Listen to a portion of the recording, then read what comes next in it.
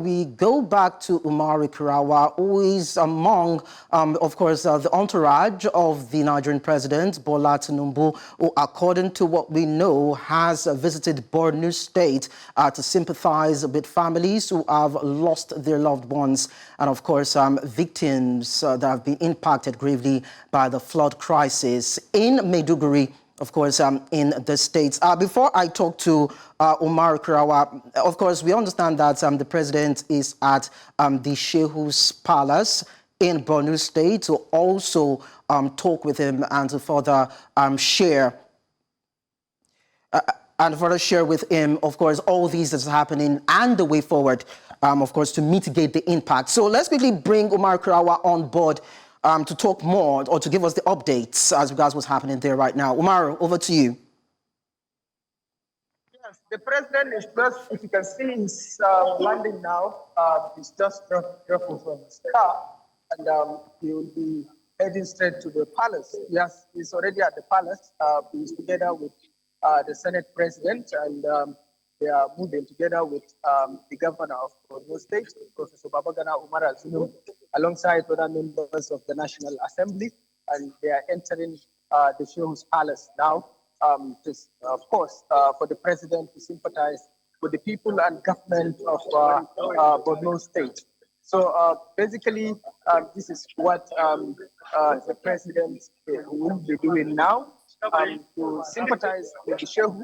And of course, earlier that he said he has made commitment to the victims of the flood at the government college, Maiduguri, where he told them that his government will support them.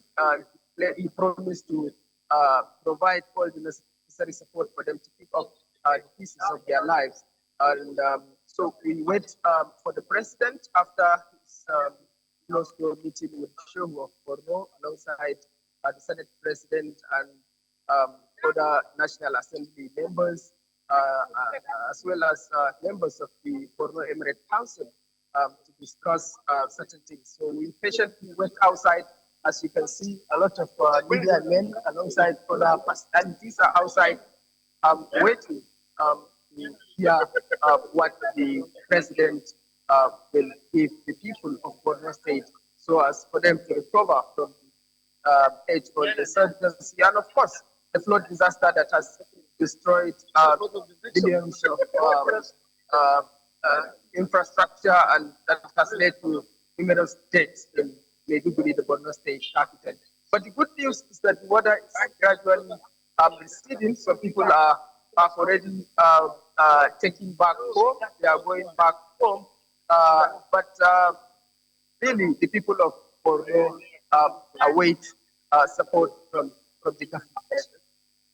All right, thank you so much, Umar Kirawa, for giving us that update. We'll get back to you in a bit.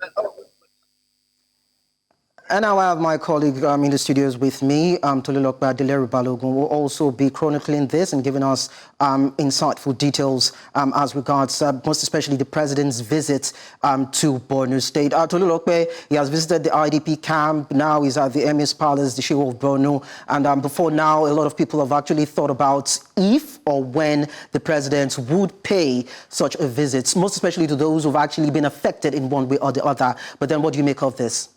Well, as I spoke to Judith earlier, we discussed whether or not this was the president coming late.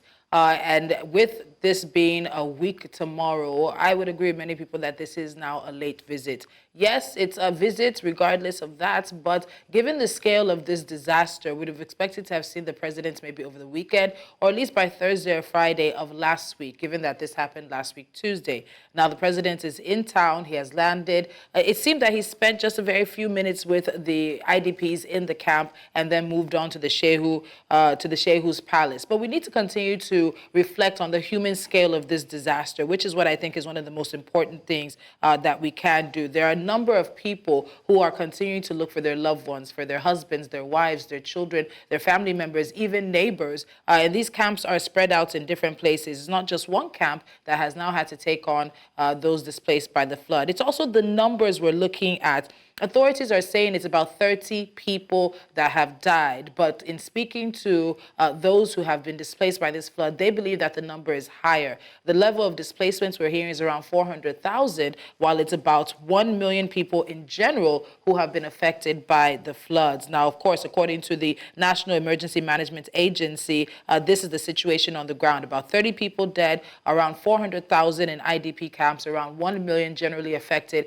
But according to a number of people on the ground, it's more than 30 dead because people are continuing, even 6 days after, to try to look for their loved ones and their family. Now, it's also a conversation about the official narrative of what has caused this particular horrific disaster right now. The official narrative provided by NEMA has said that nearly half of Maiduguri was buried in disastrous floods after the dam, which is a critical infrastructure designed to regulate water flow and provide irrigation and drinking water in the area, overflowed following heavy, substantial rains. And what we're hearing is that there's no less than 23,000 neighborhoods that were eventually brought under the water. The governor, of course, spoke in the aftermath of the flooding. He addressed the people and said that they would, I quote, let's hear what the governor said at the time of this. He said, I quote, "We shall leverage on this calamity as an opportunity to invest in sustainable practices and infrastructure that can withstand the forces of nature." He also asked the locals to cooperate with authorities over his fresh vow. So that statement sort of led people to believe that this might have been climate change related. But in the aftermath, what we're hearing is that this, in fact, was not a climate change related disaster. And this might have been, unfortunately, a disaster of negligence and a man-made one. Now, the statement had a lot of people upset because apparently that there had been prior warnings for environmentalists in and around the region.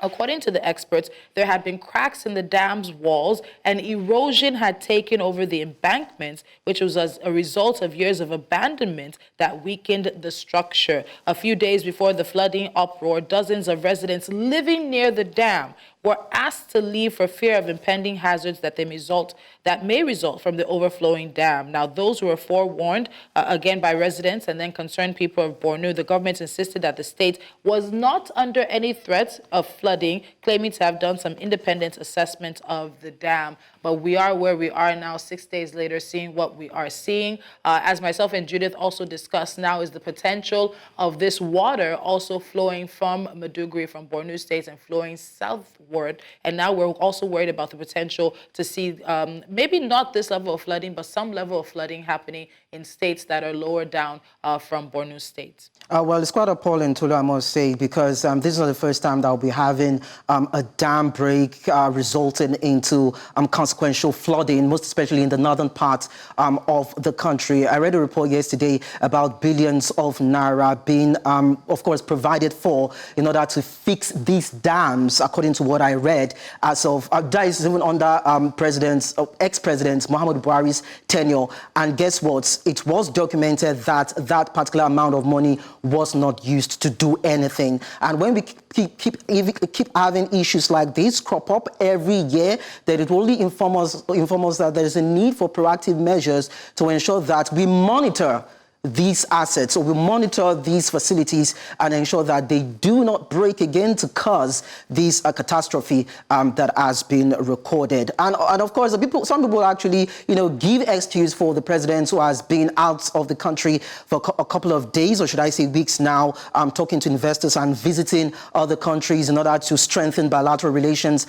And now that he's back, he would want to have first-hand information about the assessment of the flood before going there. I'm not making a case for him, but I'm just putting this forward to let others know that the president has been up and about and needs to have an understanding of the situation before he steps in. And now that he has done that, hopefully something critical will be done to not only have to mitigate or react to situations like this, but proactively deal with them so that we don't have these issues crop up again. Absolutely. And let's not forget also that Vice President Kashim Shettima was actually in Maiduguri just a few days ago in company of some members of the National Assembly and others in the region to also pay these condolence visits. But at the end of the day, when we're paying these condolence visits, are we considering changed behavior and changed action? A situation in which we are learning from this. This has led to the loss of lives, devastation to over 23,000 neighborhoods, over 400,000 people displaced, and generally 1 million people, of course, being affected by the flooding. Are we learning any lessons? Are those who are responsible for the maintenance and upkeep of this dam going to bear any responsibility if they have, in fact, been found wanting? There are several reports right now that are coming out to look at the state of the dam, saying that the warnings have been going on for several years and they've been ignored. You're saying, of course, that there's even been budgets and money set aside for the maintenance of this dam, and unfortunately, we can see right now none of that has gotten to this point. So what is the president coming to tell the IDPs?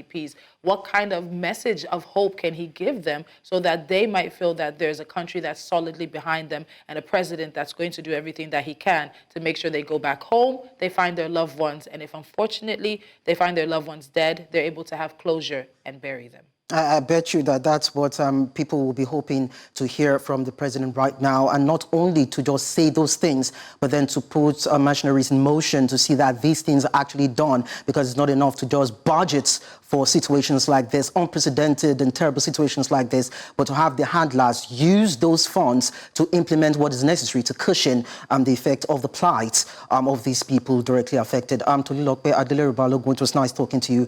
Thank you so much.